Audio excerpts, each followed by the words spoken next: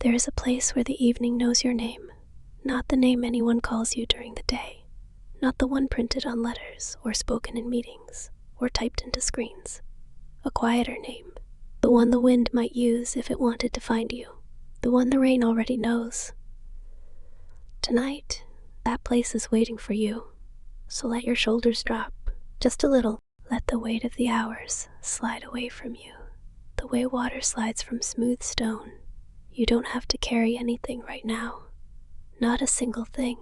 The day is behind you, soft and far away, like a town you passed through long ago on a train.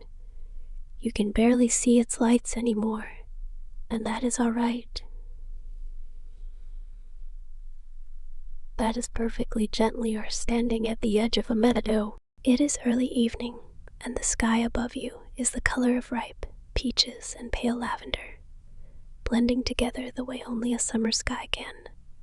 Slowly, effortlessly, as though the colors have all the time in the world to decide what they want to become. The air is warm, but not heavy. It touches your skin the way a soft cotton blanket does when you first pull it over your arms. There is the faintest breeze, carrying with it the scent of wild clover and something sweet, like honeysuckle growing something sweet, like honeysuckle growing somewhere nearby, just out of sight. The meadow stretches out before you in every direction, and the grass is tall enough to brush your fingertips if you let your hands hang loose at your sides. It is green in that deep, rich way that grass becomes after a gentle rain, almost glowing from within, catching the last golden light of the sun as it settles lower and lower toward the horizon. You are barefoot. You notice this without surprise. The ground beneath you is soft and cool, and each step you take feels like the earth is welcoming you, pressing up gently against the soles of your feet, the way a pillow presses back when you lay your head down at the end of a long day. There is no path, and yet you know exactly where to go. You begin walking, and the meadow moves with you, not changing exactly, as though it had been waiting for you to take that first step before it revealed what came next. With each stride, the grass parts easily, brushing against your ankles like a whispered hello, and the air grows just a little softer, just a little warmer, carrying now the distant sound of water. Not a river or a waterfall, nothing that urgent, more like a stream, somewhere ahead, murmuring to itself the way streams do when no one is listening. A low, steady sound, rounded at the edges, like a voice humming a lullaby it half remembers. You walk toward it. The sky continues its slow, patient transformation above you. The peach tones are deepening now into rose, and the lavender is reaching toward a gentle violet, and here and there, the very first stars are beginning to appear. Not suddenly, but gradually, the way candles seem to brighten as the room around them dims. One star, then another, then a small cluster near the horizon, faint and silver and impossibly far away. You are not in a hurry. There is nowhere you need to be. There is nothing waiting for you except rest, and rest is patient. Rest has never once been in a hurry. As you walk, you notice the wildflowers. They grow in loose, scattered clusters throughout the meadow, not in rows, not in patterns, but in the careless, beautiful way that wildflowers always grow, as though they simply arrived one morning and decided to stay. There are pale blue ones, shaped like tiny bells, and soft yellow ones with petals so thin the fading light passes through them like stained glass. There are white ones, too, small and round, scattered through the green, like stars that fell into the grass and forgot how to fly back up. You pause for a moment and breathe. The air fills your lungs slowly, easily, the way warm tea fills a cup, rising gently, settling softly. And when you exhale, it feels like something loosens inside you. Some knot you didn't even know you were holding unties itself quietly without ceremony. just a small release, a small letting go. You breathe again, and this time, the sweetness of the meadow seems to settle deeper into you, into your chest, into your shoulders, into the spaces behind your eyes where tiredness lives. It doesn't push the tiredness away. It doesn't need to. It simply makes room beside it, the way a kind companion might sit down next to you on a bench without saying a word, just so you know you are not alone. Ahead of you now, the meadow begins to slope gently downward, and the sound of the stream grows clearer. You can hear each note of it now, the soft tumble of water over rounded stones, the quiet pooling in the shallow places, the steady, unhurried rhythm of it, like a heartbeat made of glass and silver. And there, at the bottom of the slope, you see it, a small stone bridge, arched and old and covered in moss so green, it almost seems to glow in the fading light. The bridge spans the stream, which is narrow and clear, its water catching the last colors of the sky and reflecting them back in ripples of rose and gold. On the other side of the bridge, there is a forest. Not a dark forest, not a dense or tangled or frightening forest. This is a forest that looks the way forests look in the kindest of dreams. The trees tall and widely spaced, their trunks smooth and pale, their canopy high and open, letting through scattered pieces of twilight sky, like windows in a cathedral made entirely of leaves. The light that filters through is soft and amber, and it falls in long, gentle columns to the forest floor, which is carpeted in moss and ferns and the occasional cluster of tiny white mushrooms, with caps like miniature umbrellas. You step onto the bridge. The stone is smooth and cool beneath your feet, and the moss that covers it is thick and soft, like walking on velvet that has been warmed by a long afternoon of sun. You pause at the center of the bridge and look down at the stream below. The water is so clear you can see every stone on its bed, smooth ovals and shades of gray and cream and soft brown, resting there as though they have been resting there for 1,000 years, perfectly content, perfectly still beneath the gentle current. A leaf drifts past on the surface of the water.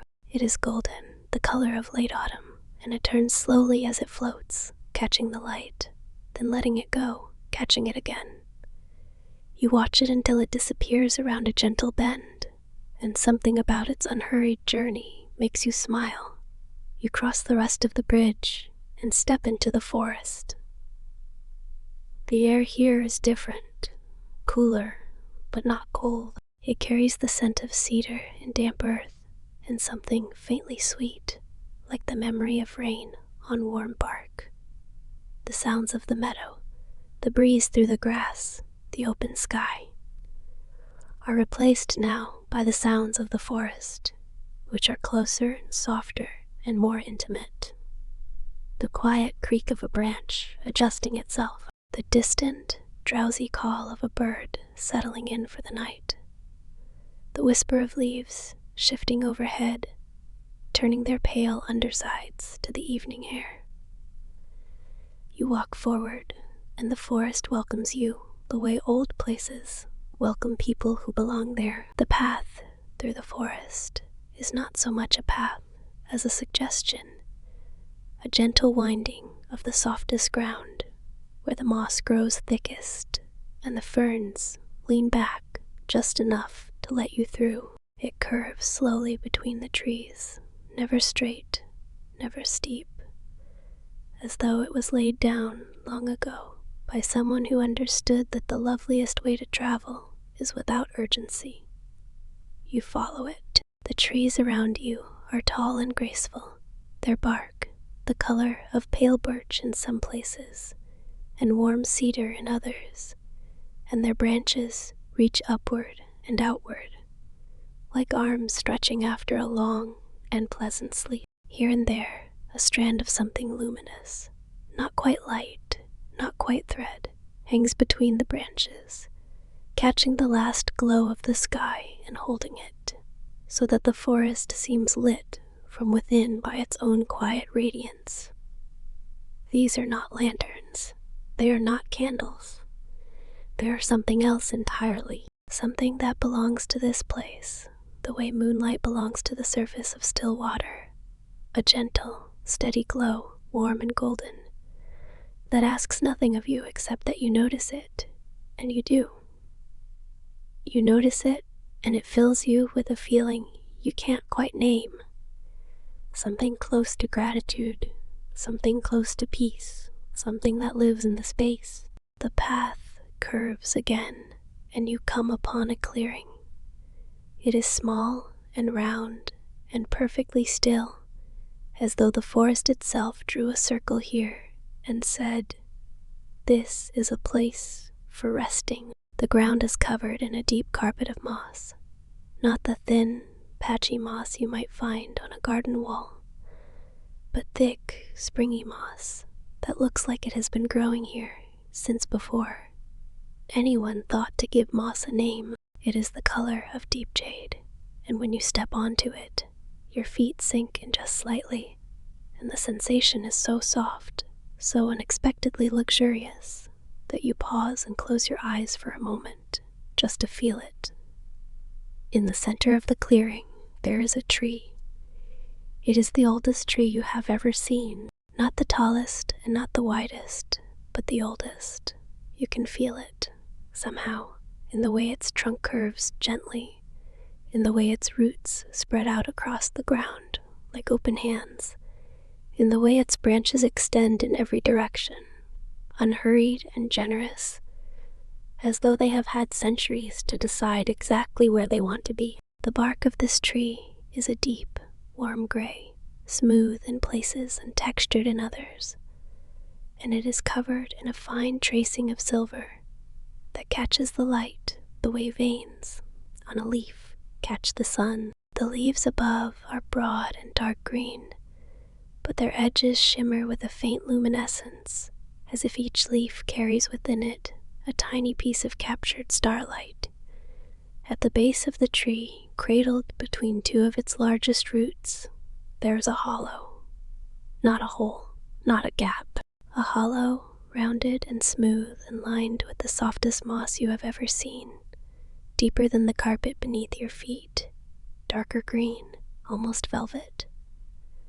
The hollow is just large enough for you to sit in, and you know, the way you know things in dreams, without question, without doubt, that it was made for you, that this tree has been growing around this space for years and years, shaping it slowly, patiently, the way the ocean shapes a cove, until it was exactly the right size, exactly the right depth, exactly the right depth, exactly the right softness to hold you. You sit down, the moss gives beneath you like the gentlest cushion, and the roots of the tree curve around you on either side, not confining but cradling, the way a pair of hands might cup around a small bird to keep it warm. You lean back, and the trunk of the tree is solid and smooth and slightly warm against your spine, as though the wood itself holds heat from some deep internal source, a slow, ancient warmth, like the kind that radiates from sun-warmed stone long after the sun has gone. You settle in. Above you, the canopy of the great tree stretches out like a ceiling made of leaves, and through the gaps between them you can see the sky, which has deepened now to a rich, velvety blue. The stars are brighter here, closer somehow, as though the forest has lifted you gently toward them. They do not twinkle the way city stars do. They glow, steadily and softly, like small steady candles placed across the sky by someone who wanted to make sure you would never have to sit in complete darkness. The air around you is perfectly still and perfectly warm, and it carries the faintest scent of something floral. Not a garden flower, not a perfume, but something wild and delicate, like the scent of jasmine carried on the breath of a sleeping forest. It comes and goes, like the rhythm of slow breathing. You realize that the forest is breathing, not in the way that you breathe, not with lungs or effort or thought, but in a deeper way, a wider way. The trees inhale together, and the air shifts, and the leaves rustle in a wave that moves outward from you in every direction, slow and even. Then they exhale, and the air returns, warm and sweet, and the leaves settle again, and there is silence. And then another breath, and another, a rhythm so slow, so steady, so ancient that it feels like the pulse of the earth itself. Without trying, without thinking, your own breathing begins to match it. Your inhale deepens, just slightly, and your exhale lengthens.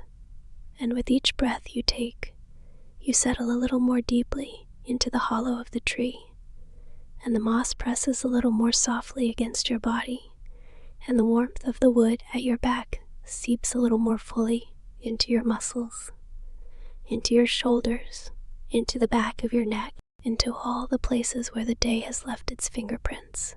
A firefly appears, just one at first, a single point of warm golden light, drifting through the clearing with the slow, aimless grace of a dandelion seed on a windless day. It bobs and floats, rising and falling, tracing a gentle, spiraling path through the air, and its light pulses, on, off,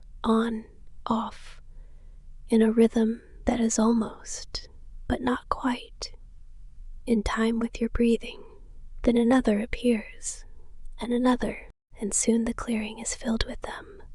Dozens of fireflies, perhaps hundreds, each one carrying its own small lantern of gold, drifting among the trees and the ferns and the branches of the great old tree like a constellation that has come down to keep you company. They do not hurry, they do not swarm, they move the way snow falls on a windless night, slowly, softly, each one following its own quiet path, lighting up the clearing in gentle pulses that overlap and blend until the whole forest seems to breathe with light. You watch them the way you might watch clouds on a lazy afternoon, or waves from a distant shore, without focus, without thought, just letting your eyes follow whatever draws them, letting your mind soften and drift and settle like a leaf, finding its way to the surface of a still pond. One firefly comes close to you. It hovers for a moment near your hand, its light pulsing, warm and gold, and you can feel the faintest warmth from it on your skin.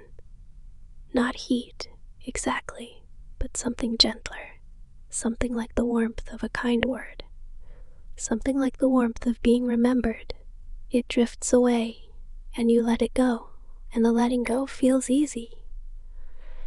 Everything here feels easy.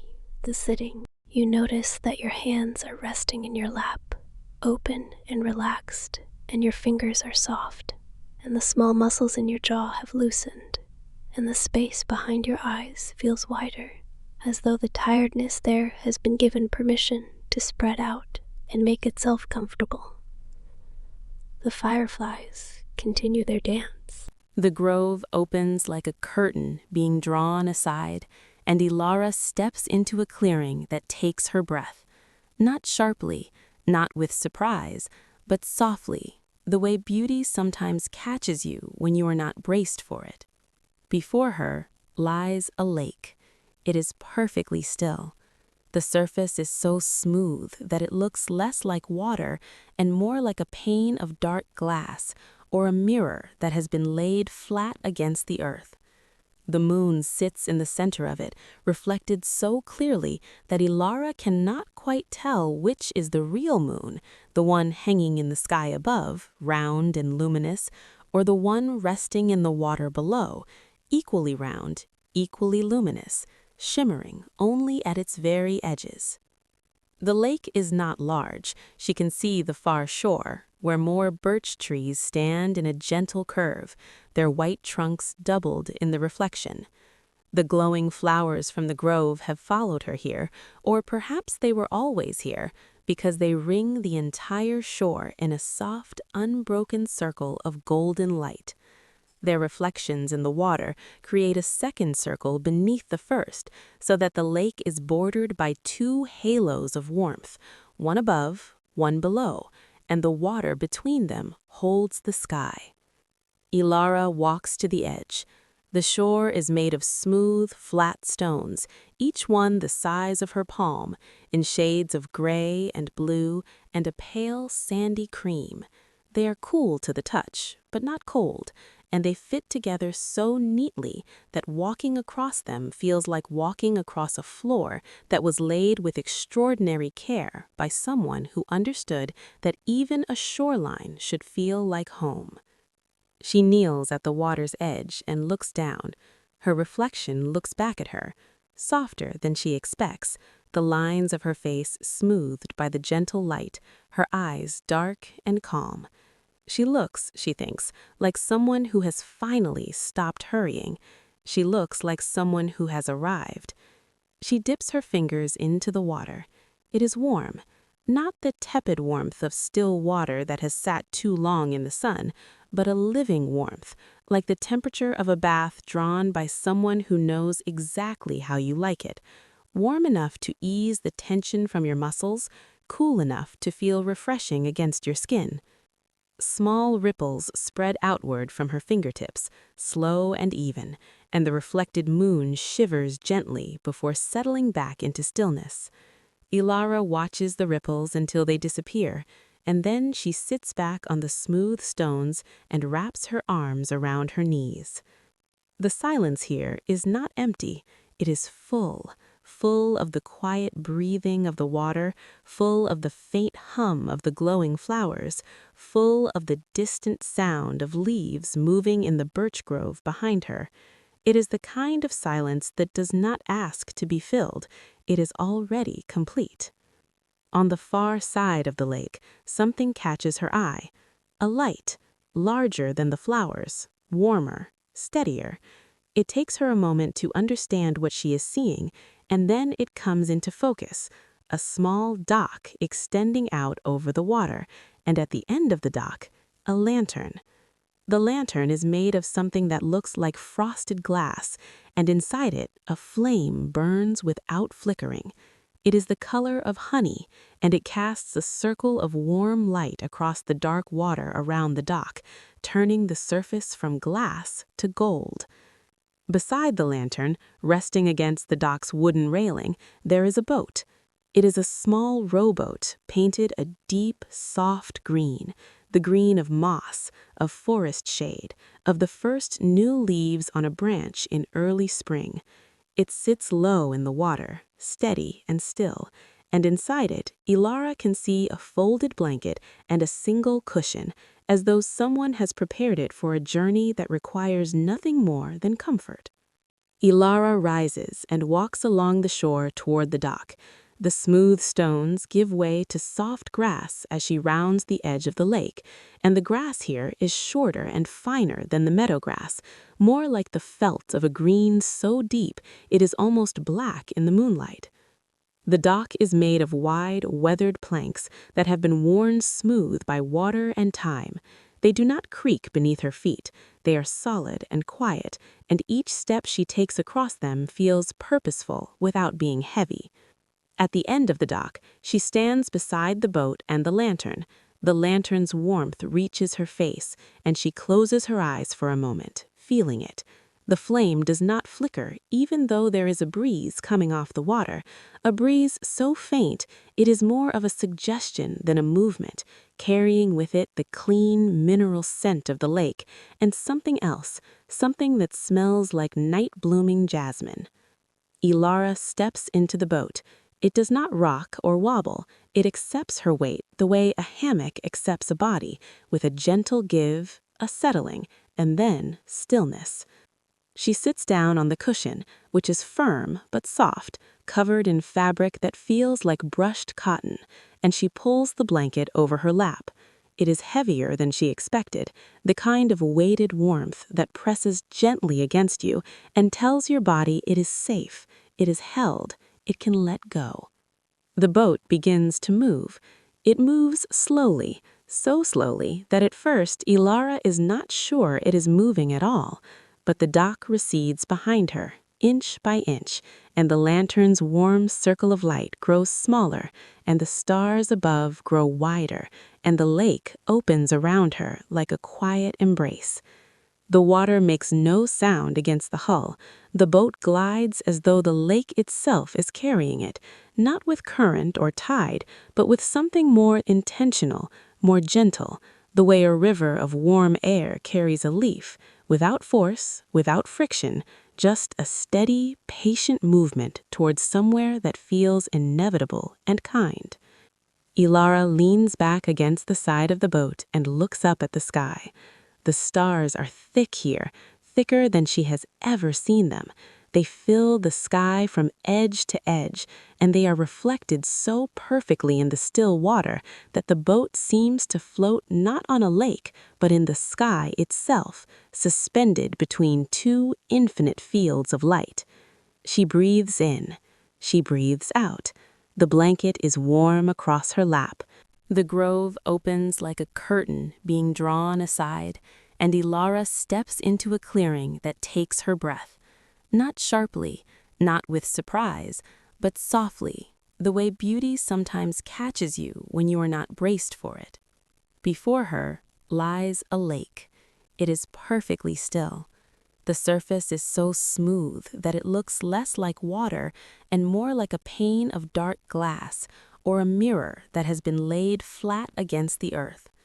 The moon sits in the center of it, reflected so clearly that Ilara cannot quite tell which is the real moon, the one hanging in the sky above, round and luminous, or the one resting in the water below, equally round, equally luminous, shimmering only at its very edges. The lake is not large. She can see the far shore, where more birch trees stand in a gentle curve, their white trunks doubled in the reflection.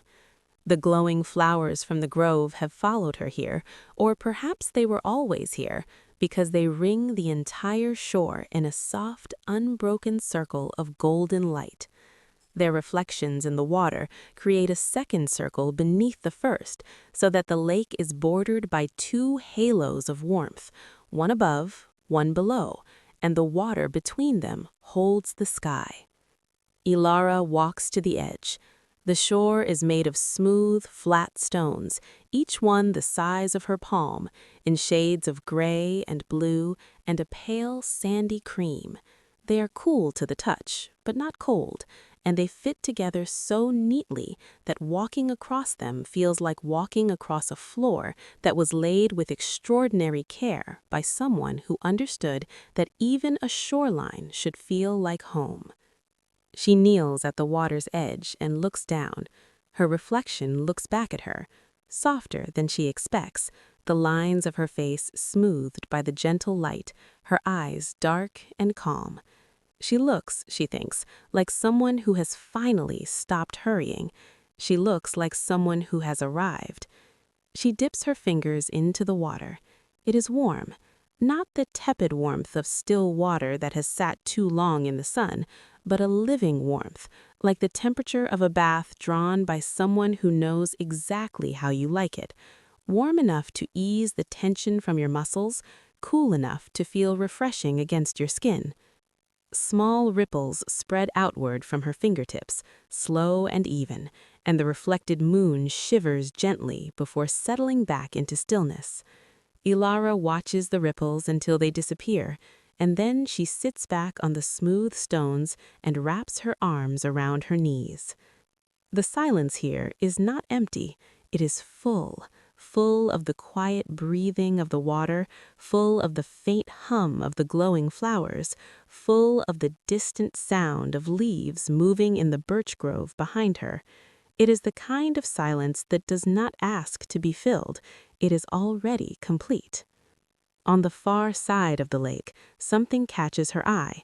A light, larger than the flowers, warmer, steadier. It takes her a moment to understand what she is seeing, and then it comes into focus, a small dock extending out over the. The boat moves through the stars.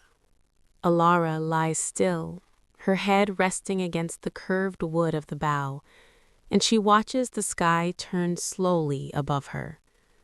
The moon has risen higher now, smaller and brighter, and the stars around it seem to lean inward, drawn toward its light, the way flowers lean toward the sun. The water beneath the boat is so still that it has become invisible. There is no line between the lake and the sky, no horizon, no boundary. Alara floats in a sphere of light, above her, below her, on every side, and the sensation is not dizzying, but deeply, profoundly calming, like being held in the center of something vast and gentle that has no edges and no end. She trails her fingers over the side of the boat, and the water is warm against her skin. Small ripples spread outward from her hand, and each ripple catches the starlight and carries it in tiny silver lines that widen and widen until they disappear into the darkness, as though she is sending quiet messages out into the night. The boat drifts toward the far shore, and as it does, Alara begins to see the shapes of the landscape ahead. The birch grove continues on this side of the lake, but beyond it, the trees change. They grow taller and broader, their trunks darker, their canopies thicker.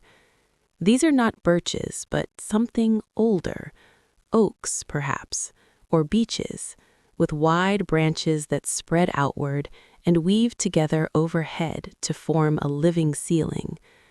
As the boat nears the shore, it slows even further until it comes to rest against a small stretch of sandy ground as gently as a sigh. Alara sits up, folds the blanket carefully, and places it back on the cushion. She steps out of the boat onto the sand, which is fine and cool, and gives softly beneath her weight. The lantern from the dock is far behind her now, just a faint golden point on the opposite shore, but she does not need it. The glowing flowers are here too, scattered along the edge of the trees, and above them something new. The trees themselves seem to hold a faint light within their bark, a deep amber glow, like the last warmth of a fire seen through a window on a winter night. Alara steps into the forest. The air here is different from the grove. It is thicker, warmer, and it carries the scent of things that grow slowly: deep loam, old wood, the faintly sweet smell of mushrooms and moss, and bark that has been softened by decades of rain. The ground beneath her feet is a carpet of fallen leaves, dry and soft, and they make a quiet rustling sound as she walks, like pages being turned in a book. The trees are magnificent. Their trunks are wider than she is tall, and their roots spread outward across the ground in great, gentle curves, creating hollows and hills in the earth that look like the folds of a heavy blanket. Some roots are covered in moss so thick and soft that it looks like cushions, and between them, small ferns uncurl in slow green spirals. The amber glow within the trees pulses slowly, and Alara realizes, as she walks among them, that the pulses are not random. They move in a rhythm, slow and deep and even, and the rhythm matches something she recognizes but cannot quite name. She walks further, and the rhythm continues, and then she understands. It is the rhythm of breathing. The trees are breathing. Not the way she breathes, with lungs and effort, and the rise and fall of a chest. They are breathing the way the world breathes, slowly, deeply, the vast and patient exchange of air and light and life that happens at a pace too slow for most people to notice. But here, in this forest, the breathing is visible. It is the glowing glow, pulsing like a heartbeat through the bark, rising up through the branches, flowing out through the leaves and into the sky. Alara stops walking and stands very still. She places her hand against the trunk of the nearest tree. The bark is warm and smooth, and beneath her palm she can feel the pulse, a deep, slow throb, like the beat of a drum played very far away. She matches her breathing to it. In slowly, out slowly, in again, out again. And as she does, she feels something in her own body begin to shift, a loosening, a softening, as though the tight places inside her are responding to this ancient rhythm and remembering how to let go. She stands like that for a long time, long enough that her breathing becomes so slow and so deep that she barely notices it anymore. Long enough that the forest begins to feel less like a place she has entered and more like a place she has always been, a place that has been waiting for her in the same way she has been waiting for it, without impatience, without demand, just a quiet, certain knowing that they would eventually find each other. The boat moves through the stars. Alara lies still, her head resting against the curved wood of the bow, and she watches the sky turn slowly above her. The moon has risen higher now, smaller and brighter, and the stars around it seem to lean inward, drawn toward its light, the way flowers lean toward the sun.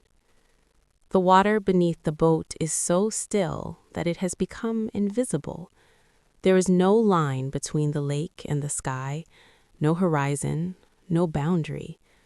Alara floats in a sphere of light, above her, below her, on every side, and the sensation is not dizzying, but deeply, profoundly calming, like being held in the center of something vast and gentle that has no edges and no end.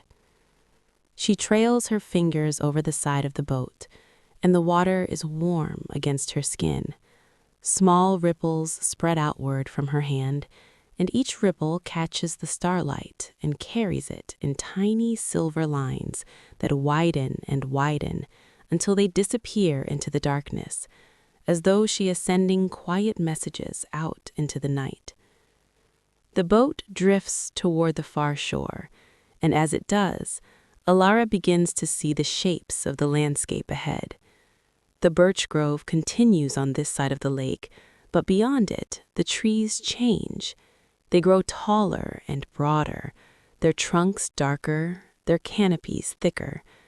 These are not birches, but something older, oaks perhaps, or beeches, with wide branches that spread outward and weave together overhead to form a living ceiling.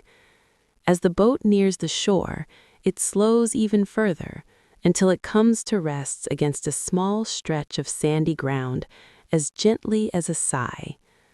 Alara sits up, folds the blanket carefully, and places it back on the cushion. She steps out of the boat onto the sand, which is fine and cool, and gives softly beneath her weight. The lantern from the dock is far behind her now, just a faint golden point on the opposite shore, but she does not need it. The glowing flowers are here too, scattered along the edge of the trees, and above them something new. The trees themselves seem to hold a faint light within their bark, a deep amber glow, like the last warmth of a fire seen through a window on a winter night. Alara steps into the forest. The air here is different from the grove. It is thicker, warmer, and it carries the scent of things that grow slowly: deep loam, old wood, the faintly sweet smell of mushrooms and moss and bark that has been softened by decades of rain. The ground beneath her feet is a carpet of fallen leaves, dry and soft, and they make a quiet rustling sound as she walks, like pages being turned in a book. The trees are magnificent. Their trunks are wider than she is tall, and their roots spread outward across the ground in great, gentle curves, creating hollows and hills in the earth that look like the folds of a heavy blanket. Some roots are covered in moss so thick and soft that it looks like cushions, and between them, small ferns uncurl in slow green spirals. The amber glow within the trees pulses slowly, and Alara realizes, as she walks among them, that the pulses are not random. They move in a rhythm, slow and deep and even, and the rhythm matches something she recognizes but cannot quite name. She walks further, and the rhythm continues, and then she understands. It is the rhythm of breathing. The trees are breathing. Not the way she breathes, with lungs and effort, and the rise and fall of a chest. They are breathing the way the world breathes, slowly, deeply, the vast and patient exchange. The forest grows softer as Alara walks.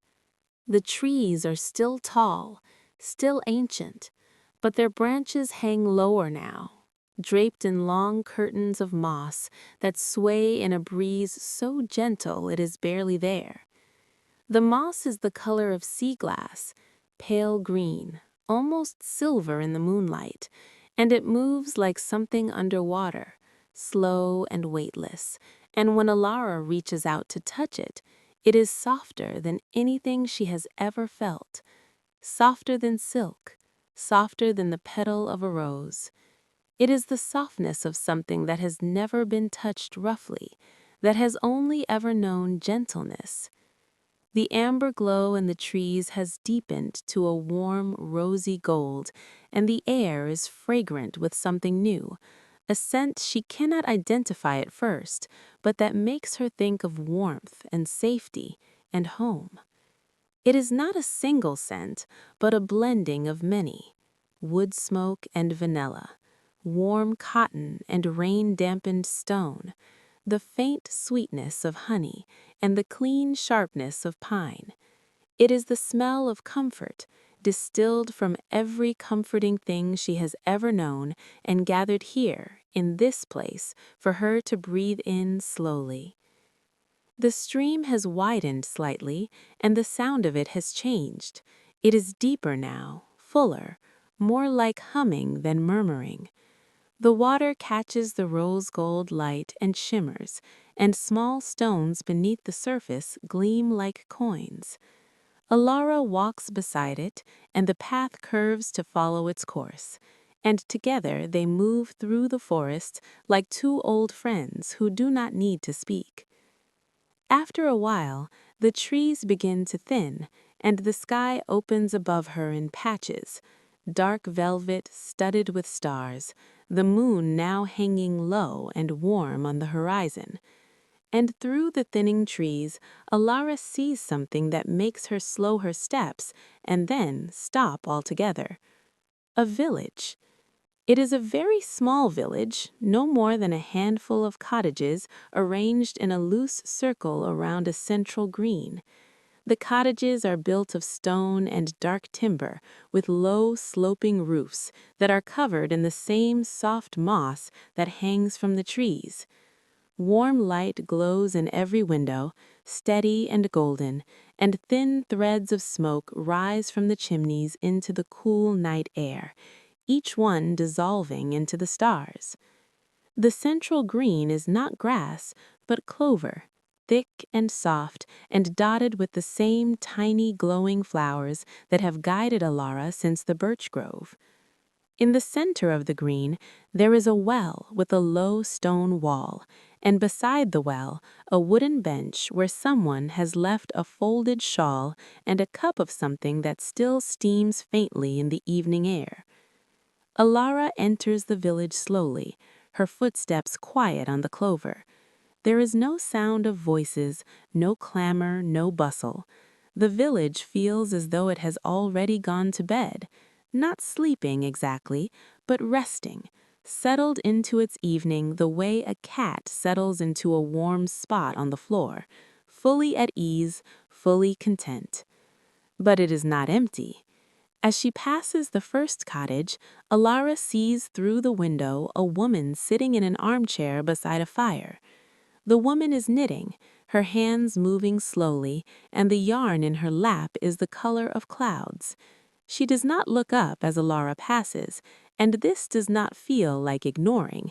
It feels like trust, the quiet, unspoken acknowledgement that whoever passes by this window belongs here and needs no greeting more than the glow of the fire and the warmth of the light.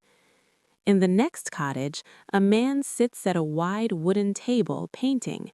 His brush moves in long, slow strokes across a piece of paper, and the colors he uses are blues and silvers and the softest grays. He paints the way the stream moves, without hurry, without effort, as though the painting is already finished, and his hand is simply discovering it, the way you discover a path by walking it. Each cottage holds its own small scene of quiet contentment. In one, two people sit together on a sofa, reading, their shoulders just barely touching. In another, someone stands at a kitchen counter kneading dough with a slow, rhythmic motion that looks more like meditation than work. In the last cottage, closest to the edge of the village, a woman sits in a rocking chair on the porch, wrapped in a quilt, her eyes half closed, her face tilted up toward the stars. Alara stands in the center of the green, beside the well, and she feels some. The forest grows softer as Alara walks. The trees are still tall, still ancient, but their branches hang lower now, draped in long curtains of moss that sway in a breeze so gentle it is barely there.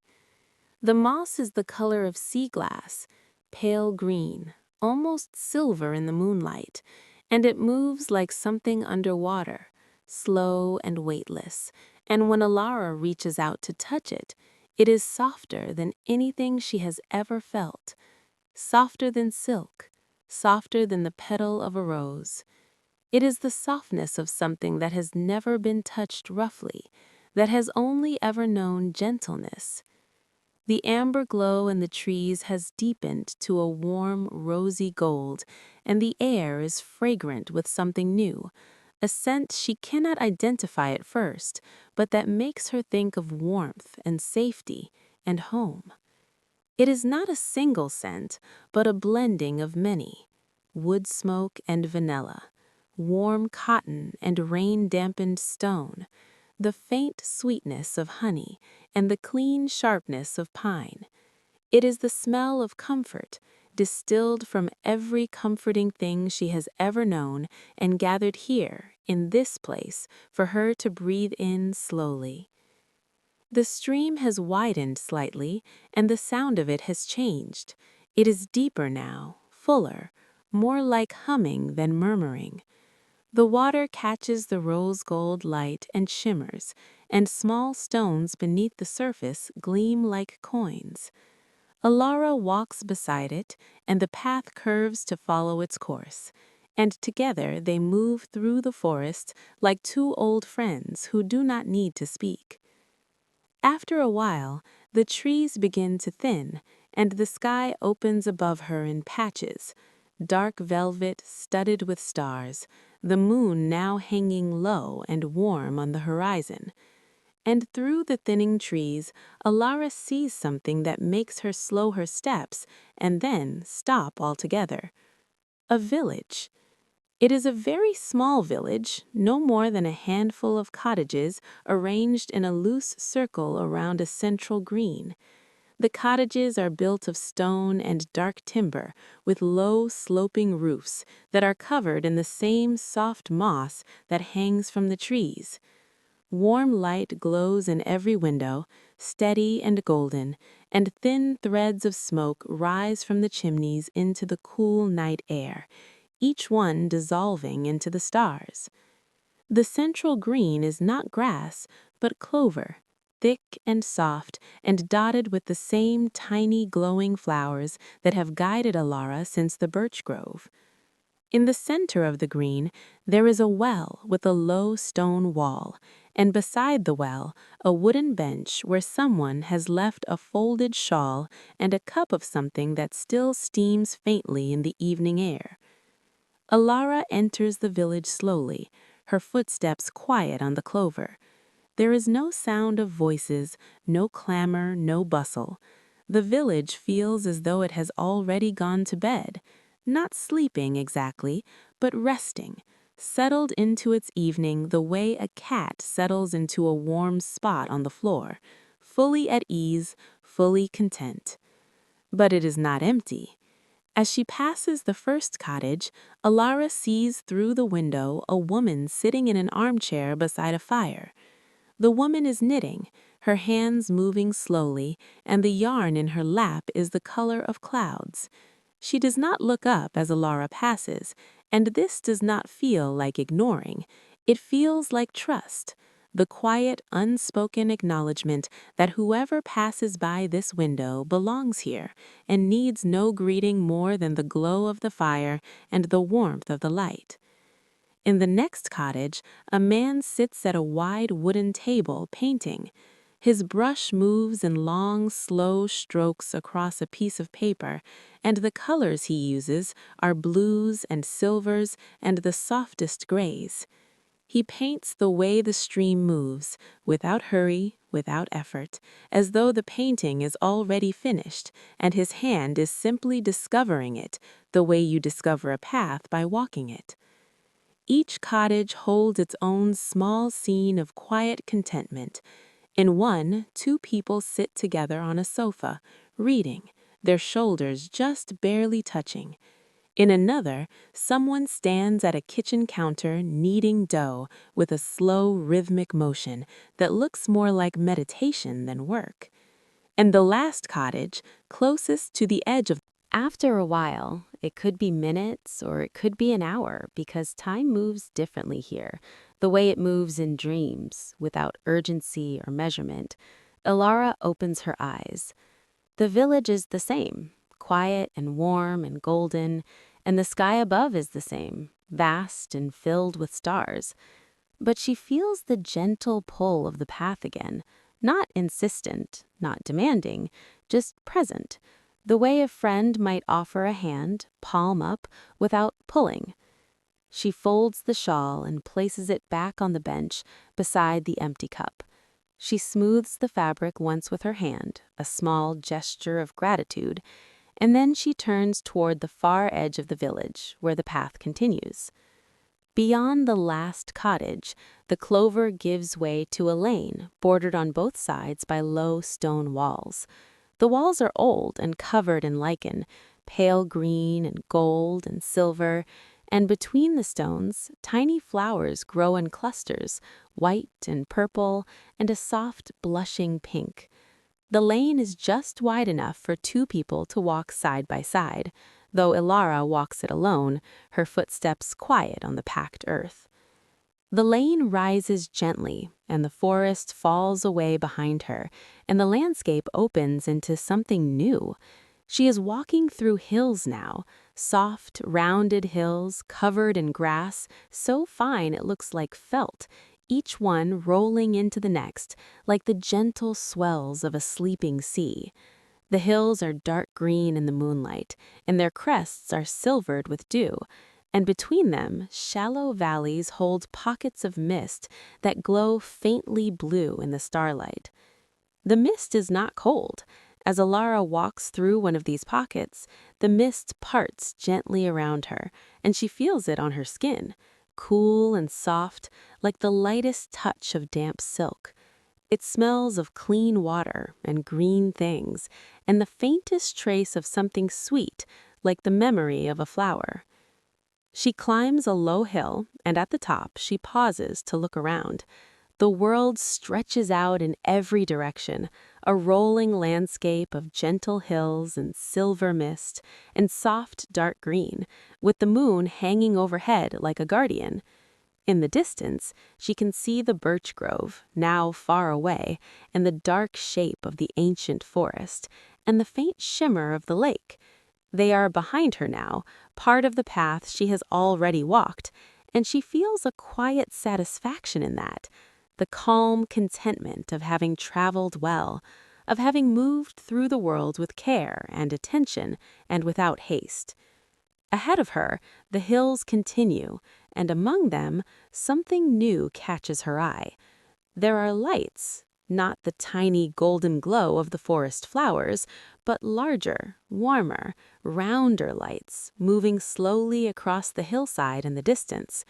They drift like lanterns set free on a windless night, and their light is the color of amber and rose and the palest shade of peach, and they move with the same unhurried grace as everything in this place.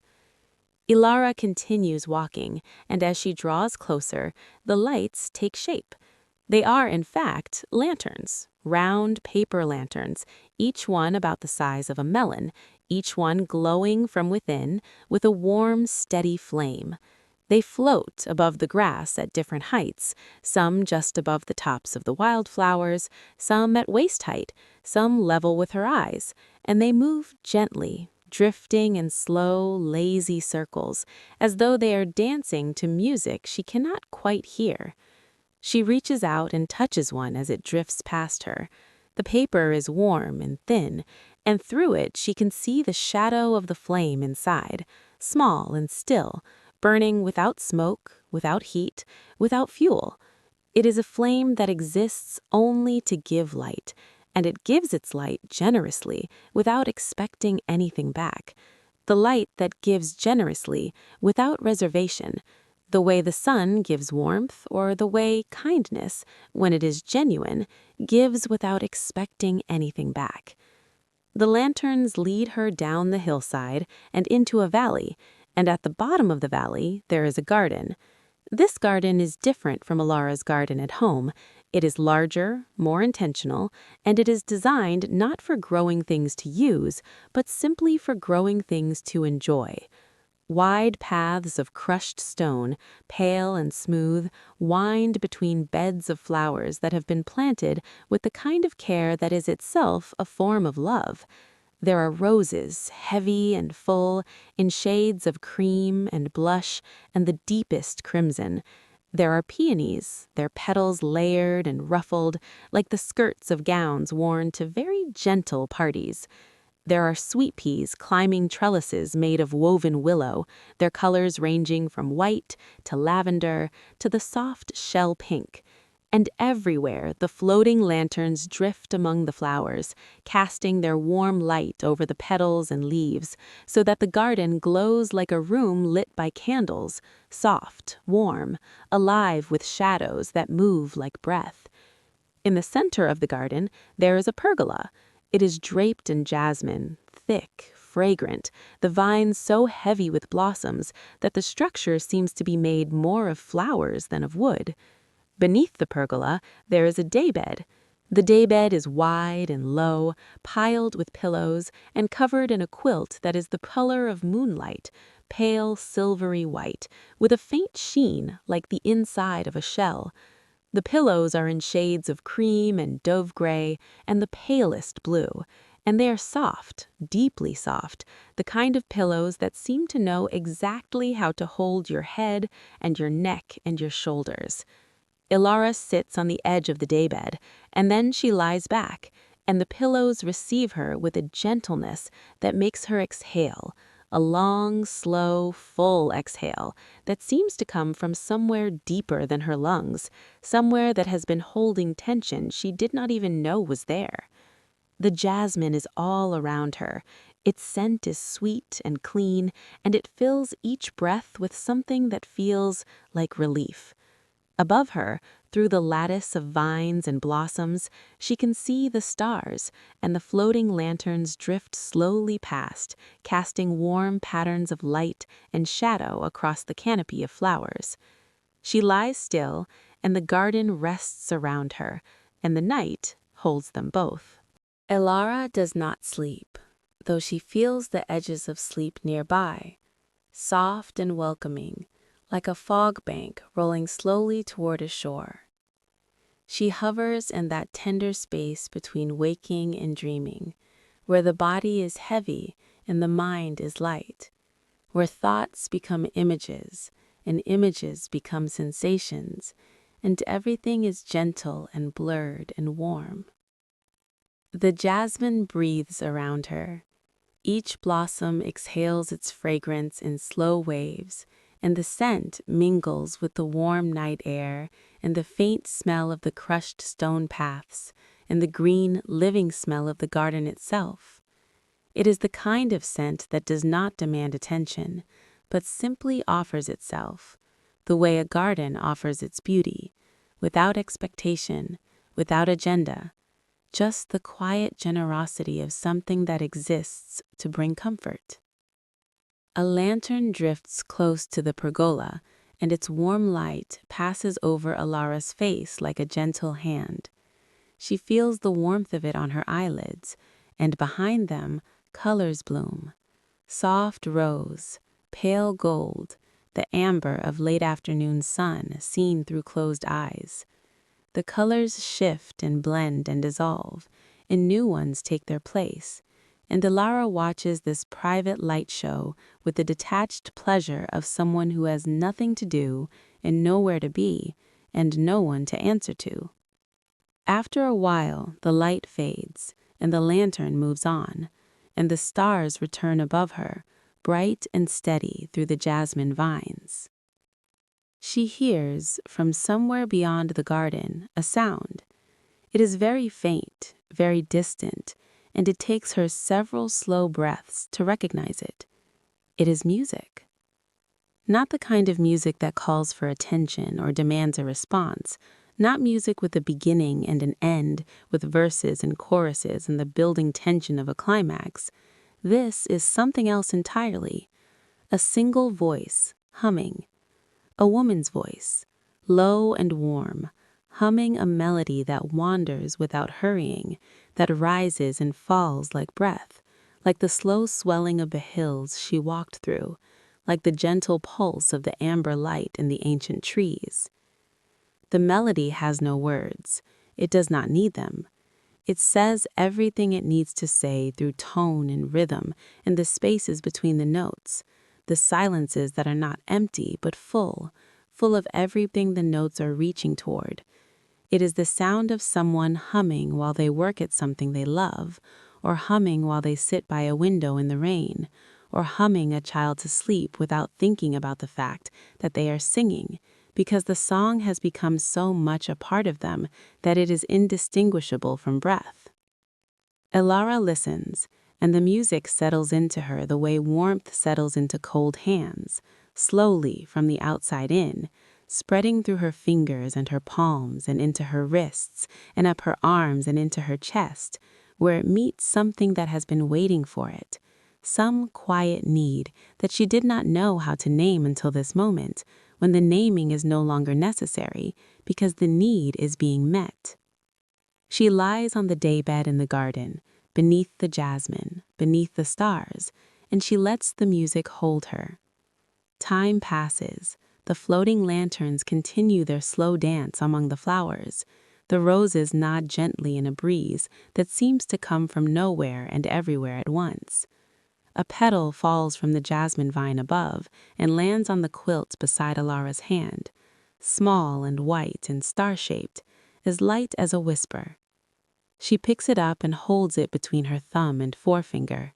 It is soft and slightly cool, and when she brings it close to her face, the fragrance is concentrated and pure, the distilled essence of every peaceful evening she has ever known, every moment of quiet that she has ever carved out of a busy life and held close.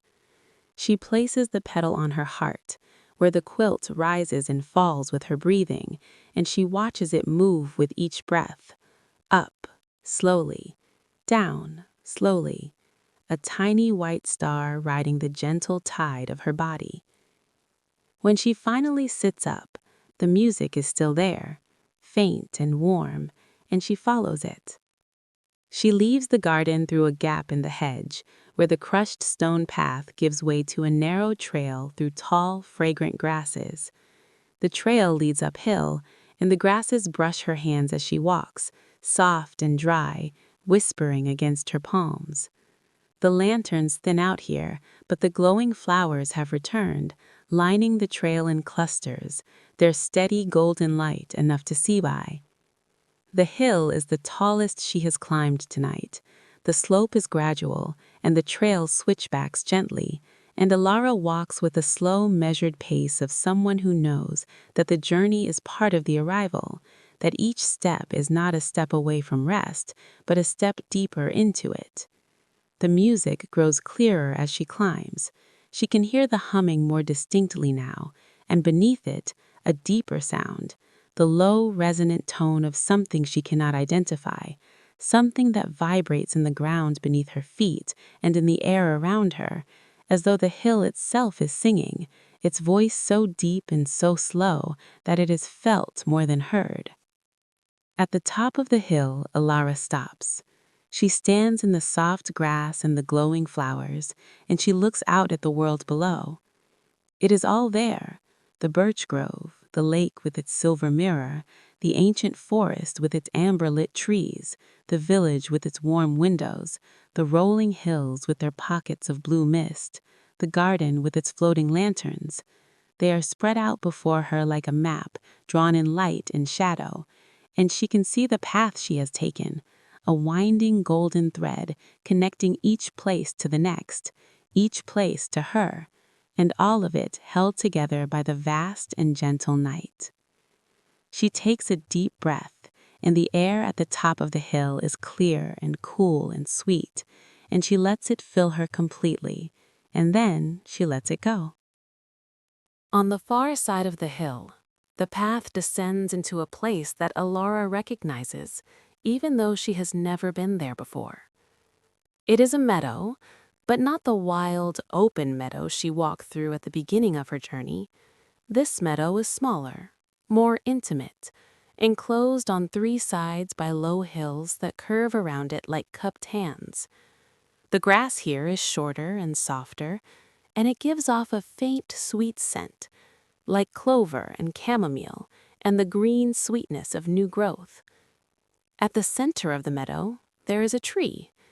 It is an old tree, not as massive as the great birch by the lake, but old in the way that certain trees are old, with a trunk that is gnarled and weathered and textured with decades of bark, and branches that extend outward in long, reaching arms that dip toward the ground before curving up again toward the sky. The leaves are small and round and silver green, and they catch the moonlight in a way that makes the tree look as though it is glowing from within. Beneath the tree, the grass is especially thick and soft, and it is dotted with small white flowers. Daisies, Alara thinks, or something like daisies, simple and sweet and open-faced, turning their petals toward the moon the way they would turn them toward the sun. And beneath the tree, leaning against the trunk, there is a woman. She is older than Alara. Her hair is white and cut short, and her face is lined with the gentle creases of a lifetime of expression, laugh lines around her eyes, soft furrows across her forehead, the curved parentheses of a mouth that has smiled easily and often. She wears a long dress the color of faded earth, and over it a shawl, not the midnight blue shawl from the village, but one of deep, warm rust, wrapped loosely around her shoulders. Her hands rest in her lap, and her eyes are open, looking out across the meadow, and there is such stillness in her that she seems to be part of the tree, part of the earth, part of the night. She is the one humming. Alara approaches slowly, and the woman looks up and smiles. It is the kind of smile that does not need to be earned or explained. It is the kind of smile that is offered simply because you are there and you are welcome. The kind that says, "I have been here all along and I am glad you have come."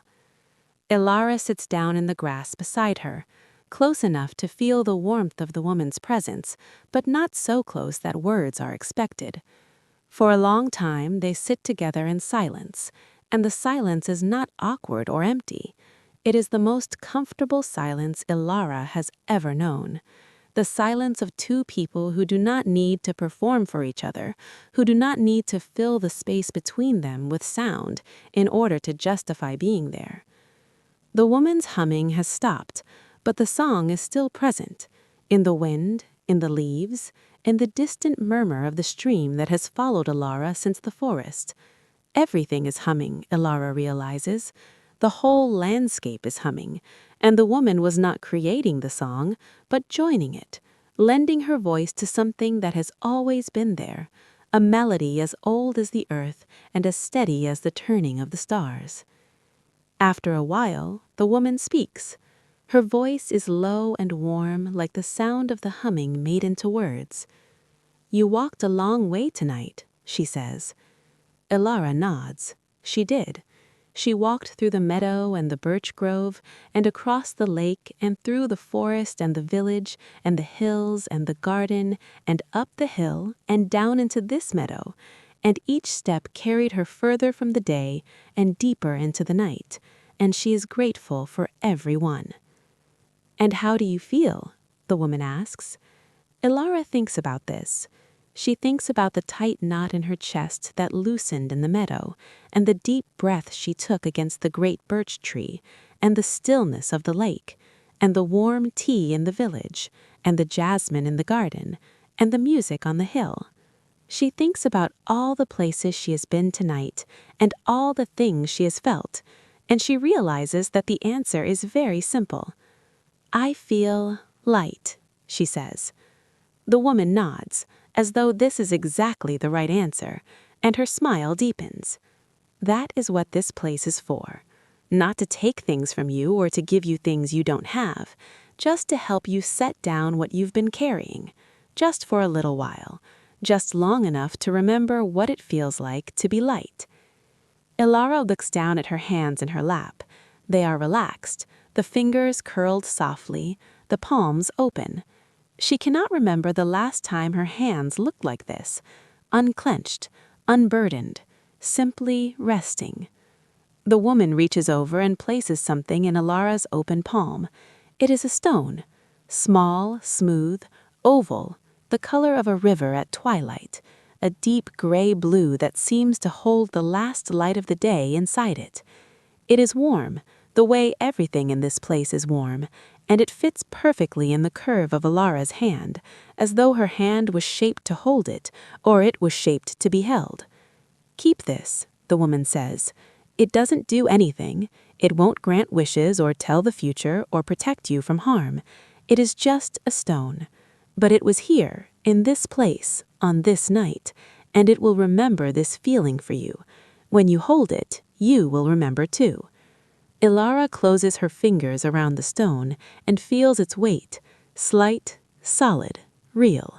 She feels the warmth of it against her palm, and she feels beneath the warmth the deep, slow pulse that she felt in the birch tree and in the ancient forest, the heartbeat of the earth, steady and patient and kind. "Thank you," she says. The woman smiles and leans back against the tree and closes her eyes, and her breathing slows, and she seems to merge with the trunk behind her, becoming part of the tree, part of the meadow, part of the night. And Elara understands that the woman is not leaving. She is simply returning to the place she has always been, the still, warm center of this landscape, the heart of the song that everything is singing. Elara sits beneath the tree for a long time, holding the stone, feeling the slow pulse of the earth beneath her and the cool, sweet air of the meadow on her face. The sky has changed again. The stars are beginning to fade, not disappearing, but softening, their sharp white points blurring into the deepening blue of the sky the way ink bleeds into water. The moon has lowered itself to the very edge of the horizon, where it rests like a lantern set on a distant windowsill, casting its last light across the hills in long, golden beams that touch the tops of the grasses and turn them to threads of light. The world is preparing for something. Not sunrise, it is too early for that, and this place does not seem like a place where mornings come quickly. It is preparing for the deepest part of the night, the still, quiet center of darkness where everything rests and nothing stirs, the hour that belongs entirely to sleep. Alara feels it in her body, a heaviness that is not unpleasant but deeply welcoming, like the heaviness of a warm blanket, like the heaviness of arms that have held something precious and can finally set it down. Her eyelids are soft, her breath is slow. The stone in her hand is warm and steady, and the pulse within it has synchronized with her own heartbeat, so that she can no longer tell where her rhythm ends and the stone's begins. She lies back in the grass, and the grass receives her as the daybed in the garden received her, as the boat on the lake received her, as every surface in this place has received her, with a gentle yielding, a welcoming give, as though the earth has been shaped to hold her body in exactly this position, at exactly this angle, with exactly this degree of softness. The white flowers around her, the daisies, or the things like daisies, have closed their petals for the night. They have folded inward, becoming small, tight buds, and in their centers a faint glow pulses, the same golden light as the flowers in the forest, as though even in their sleep they are offering what warmth they have. The woman beside the tree is still. Her breathing is so quiet that it is almost inaudible, and she seems less like a person now and more like a presence, a warmth, a comfort, a reminder that being alone and being lonely are not the same thing, that solitude can be a gift when the world around you is gentle. Alara looks up at the sky through the branches of the old tree. The leaves create a lacework pattern against the night, and through the gaps the last stars glow softly. She watches them and thinks of all the other people who might be looking up at the same sky right now, not here in this place, but in their own beds, in their own rooms, in their own corners of the world. She thinks of them lying in the dark, waiting for sleep, hoping for rest, and she feels a quiet tenderness for each one of them, a gentle wish that they could feel what she is feeling right now, this warmth, this weight, this exquisite, unhurried peace. The wind moves through the tree above her, and the leaves whisper. The sound is so soft, so delicate, that it is less like a sound and more like a touch, the lightest brush of something across her awareness, like a fingertip drawn gently across the back of her hand. She closes her eyes. The darkness behind her eyelids is not empty. It is warm and textured, like velvet, like the petals of the closed flowers around her. It holds color in its depths, deep indigo and plum, and the darkest shade of midnight blue, and these colors pulse slowly, rhythmically, in time with her breathing and the stone's breathing and the breathing of the tree and the breathing of the earth. She can still hear the song. It is quieter now than ever, barely a whisper, barely a vibration, but it is there, the deep, slow hum of the world at rest. It moves through the ground beneath her and up through the roots of the tree and out through its branches and into the air, and it wraps around her the way the shawl wrapped around her shoulders in the village, the way the blanket covered her in the boat, the way every comforting thing she has encountered tonight has gently, patiently, lovingly enfolded her. Her breathing slows. Each inhale is deeper than the last, drawing in the scent of the meadow, clover and chamomile and cool night air, and the faint sweet trace of the jasmine that still clings to her skin from the garden. Each exhale is longer, softer, releasing not just air, but everything she has been carrying, every thought, every worry, every small, persistent tension that has lived in her body for so long that she had stopped noticing it. One by one, these things leave her. The worry for tomorrow, the unfinished task, the conversation she replayed in her mind too many times, the ache of trying too hard for too long, the quiet fear that she is not enough. One by one, these things rise from her body, like the wood smoke from the village chimneys, dissolving upward into the night sky, becoming part of the darkness, becoming part of the stars, becoming nothing. And what is left beneath it all is what has always been there, a quietness, a steadiness, a warmth that does not depend on anything outside of her because it comes from the deepest, most private place inside of her, the place that existed before the worries and will exist after them, the place that knows without evidence or argument that she is enough, that she has always been enough, that she will always be enough. She holds the stone against her heart, and she breathes, and the world breathes with her. The night deepens, and Ilara sinks into it the way a stone sinks into warm sand, slowly, gently, coming to rest in the exact place where she belongs. The meadow is quiet now. The wind has stilled. The leaves above her are motionless, each one a small silver mirror reflecting the last faint light. The glowing flowers have dimmed to the softest possible glow, barely visible, like embers in a fire that has burned all the way down to its warmest, most enduring core. The humming has faded to a vibration so low and so deep that it is no longer a sound but a feeling, a warmth in the earth beneath her, a steadiness in the air around her, a rhythm so fundamental and so constant that it is indistinguishable from silence. Ilara is not asleep, not yet, but she is very close. She is in the place where the edges dissolve, where the meadow and her body and the night sky and the stone in her hand and the tree above her all begin to merge into one continuous, seamless thing. She is the meadow, and the meadow is her. She is the sky, and the sky is holding her.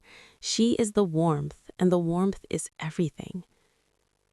The path she walked tonight stretches out behind her in her memory, like a ribbon of golden light. The garden gate with its moss and iron, the pale stone path through the wildflower meadow, the birch grove with its silver leaves and glowing flowers, the great tree with its warm bark, the lake with its double moon, the boat that carried her through the stars, the ancient forest with its breathing trees, the stream with its wordless song, the village with its quiet lives, the rolling hills with their blue mist, the garden with its floating lanterns and jasmine pergola, the music on the hilltop, the old woman with her stone and her smile. Each place was a gift. Each place offered her something she needed, a loosening, a breath, a moment of beauty, a sensation of warmth, a feeling of belonging. And now, lying in the meadow beneath the old tree, holding the smooth, warm stone against her heart, she holds all of these gifts inside her, layered one upon another, woven together into something that feels like wholeness. She does not need to go back. She does not need to go forward. She is here, and here is enough. The stone grows warmer in her hand, and the warmth spreads through her fingers, through her palm, along her arm, across her chest, down through her body, all the way to her toes. It is not the warmth of fire or sun, but the warmth of being known, of being held, of being exactly where you are supposed to be. The last stars glow above her, faint and kind. The meadow breathes around her, slow and deep. The flowers pulse their golden light, slower and slower, like a heartbeat easing into rest. And Ilara lets go. Not of anything in particular, just of the last, lightest thread of wakefulness, the gossamer strand that has been connecting her to the night, to the story, to the world. She lets it go the way you let go of a balloon, not with loss, but with release, watching it rise and float and drift away until it is just a point of light against the sky, and then not even that. She sinks, deeper than the meadow, deeper than the earth, into a place that has no name and no landscape and no path, because it needs none. It is the place beneath all places, the stillness beneath all stillness, the rest that waits at the bottom of every long and gentle journey.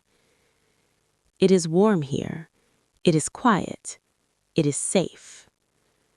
The stone rests against her heart, and it hums its one low, steady note, the note that holds the world together, the note that has been sounding since the beginning and will sound until the end, the note that is, and has always been, the sound of home.